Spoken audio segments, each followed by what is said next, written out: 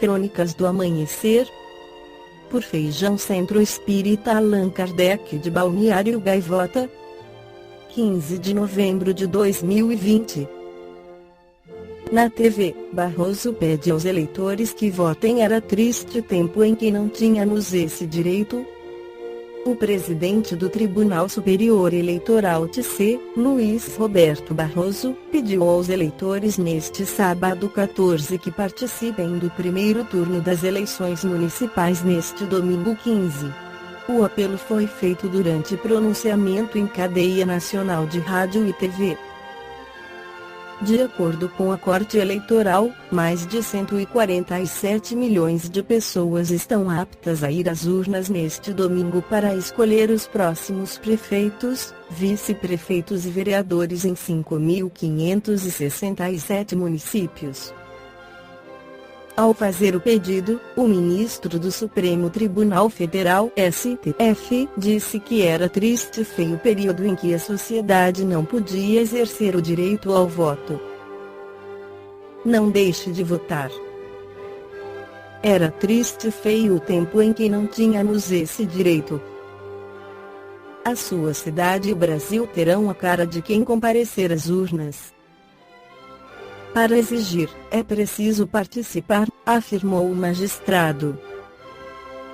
O presidente do TCE também fez um apelo ao voto consciente. Selecione com cuidado o seu candidato. Ainda há tempo. Se informe acerca de sua seriedade e credibilidade, declarou. Na sequência, o magistrado afirmou que, na democracia, não existem nós e eles. Eles são aqueles que nós colocamos lá, emendou. O uso de máscara. O ministro disse ainda que a Justiça Eleitoral tomou as medidas necessárias para garantir a saúde das pessoas que participarão da votação.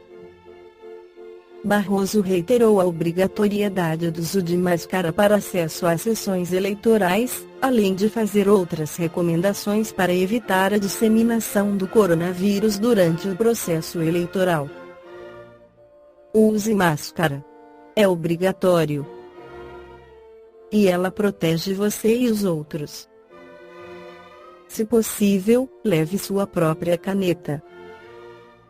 E mantenha a distância de ao menos 1 metro das outras pessoas, declarou. No livro Obras Póstumas, Allan Kardec esclarece que sobre as aristocracias, de poucas páginas e largo conteúdo, que o leitor poderá conferir para entender a velha questão das classes dominantes na sociedade, em todos os tempos, desde os chefes de família com a preponderância masculina no passado até os atuais sistemas políticos vigentes na sociedade atual. Significando, em acepção literal, o poder dos melhores, as aristocracias sofreram sucessivas modificações através do tempo ocasionadas pelas próprias transformações sociais.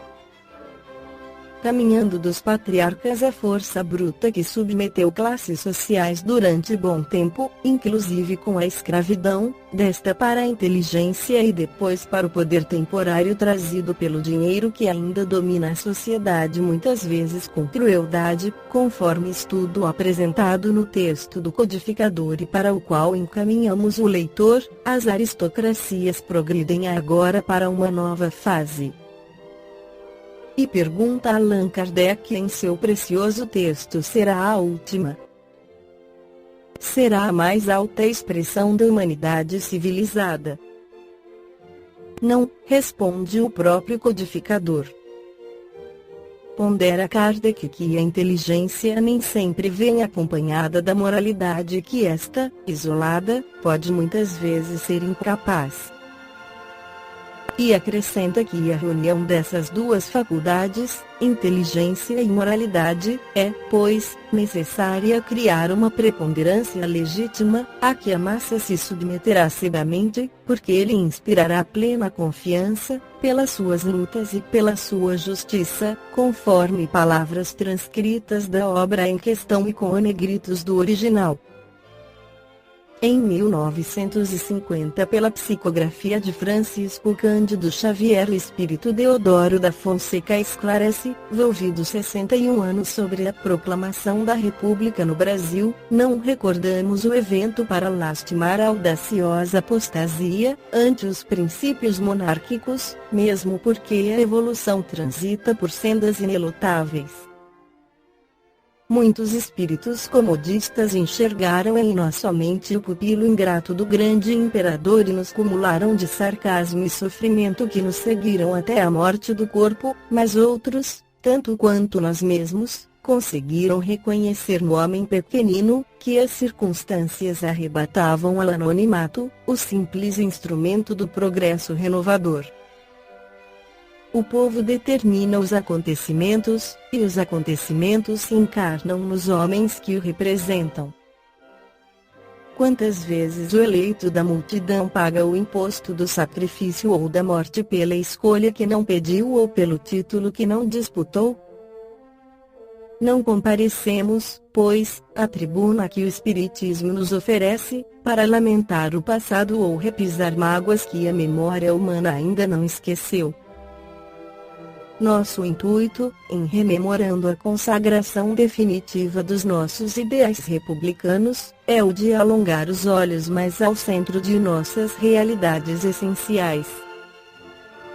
Indubitavelmente, na hora de emancipação do poder, não seria lícito buscar outros padrões para a constituição orgânica da comunidade nacional senão naquelas fontes visceralmente democráticas que os povos avançados nos ofereciam, e a nata intelectual, como também o escol político, se debruçavam sobre os princípios de Auguste Comte e devoraram as tradições inglesas e norte-americanas, com a volúpia do artista de imaginação superexcitada, que descobrisse no vasto território brasileiro uma nova Hélade, brilhante e gloriosa, perfeitamente habilitada à assimilação de princípios sublimes, sem qualquer serviço preparatório do entendimento popular. Proclamada a República e lançada a Carta Magna de 91, é que reparamos a enorme população ruralizada, a disparidade dos climas, a extensão do deserto verde, as tragédias do sertão, o problema da seca, a necessidade de uma consciência sanitária na massa popular,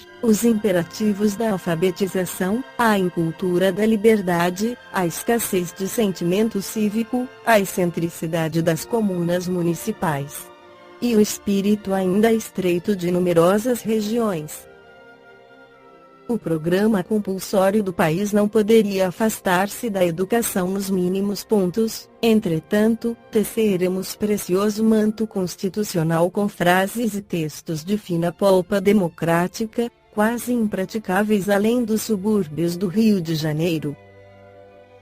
Cabe-nos confessar hoje, honestamente, que ignorávamos a nossa condição de povo juvenil, com idiosincrasias que não pudéramos perceber. Em vão tentamos os transplantes das árvores ideológicas da Inglaterra, da França e da Suíça para nossa gleba político-administrativa, de vez que o conceito de Estado não passava de ideia pragmática em nossa mente coletiva, ainda incapaz de vivê-la no trabalho e na responsabilidade, no pensamento e na emoção dos povos que se ergueram para tomar as rédeas dos próprios destinos.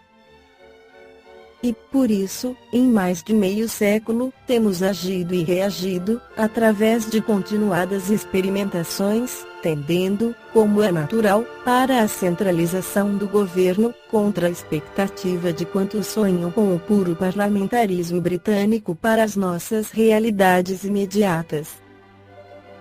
Nossa palavra, contudo, não expressa desilusão ou desânimo. Compreendemos agora que uma nação é setor da humanidade e que um povo é uma grande família espiritual operando no tempo, com tarefas determinadas no engrandecimento do mundo. Segue o espírito Deodoro da Fonseca. Efetivamente, não dispomos ainda do equipamento industrial, dos recursos técnicos, da disciplina e das virtudes públicas que caracterizam as comunidades anglo-saxônicas, mas a grande balança do mundo, todavia, acusa, em nosso favor, uma civilização respeitável ao calor dos trópicos, um potencial econômico inapreciável, a verdadeira noção de fraternidade que podemos definir por base da democracia. Genética, o instinto de solidariedade humana, o culto sistemático aos ideais superiores, a ojeriza natural pelo nefasto orgulho de raça, o pacifismo construtivo, o respeito tradicional à independência dos outros, a veneração aos tratados e aos compromissos assumidos, a bondade inata, a penetração rápida nos enigmas espirituais, o sentimento religioso na exaltação da caridade, a iniciativa do bem, a colaboração espontânea em todas as obras que colinem. Erguer o indivíduo para níveis superiores, o zelo pela justiça, a vocação da liberdade, o sonho de largueza, o desprendimento da posse material e, sobretudo, a devoção sublime à humanidade que converteu os nossos 8 milhões de meio de quilômetros quadrados em nosso lar do Evangelho redivivo para o mundo faminto de verdadeira regeneração. Exalçando, assim o Brasil, berço de nossas melhores aspirações, saudamos o nosso glorioso futuro, rogando a Deus que tenhamos a coragem de sermos nós mesmos, unidos na execução do novo mandamento, que para os jovens da nação pode ser resumido numa simples palavra: trabalhar. Esta foi a crônica do amanhecer de 15 de novembro de 2020. Por Feijão Centro Espírita Allan Kardec de Balneário Gaivota. Que a paz esteja com todos.